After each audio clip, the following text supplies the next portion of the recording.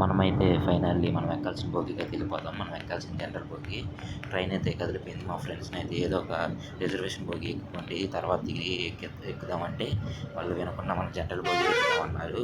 Finally మనమైతే general బోగి అయితే ఎక్కేసాం. చూసుకోండి, లోపలికి ఎక్కిన తర్వాత అయితే ఖాళీ అయితే లేదు, కూర్చోడానికి అయితే ఉంది. లగేజ్ అయితే పెట్టేసి ఇంకో చోటకైతే వెళ్ళాం, ఖాళీ ఉంటుందేమని. అక్కడైతే ఖాళీగా ఉంది.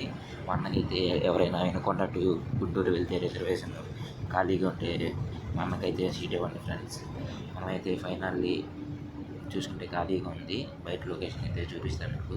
బాగా చీకటిగా అయితే ఉంటుంది, అంతగా లైట్ తీసుకోండి, అంతగా ఏం లేదు, బయట చీకటిగా అయితే ఉంది మొత్తం.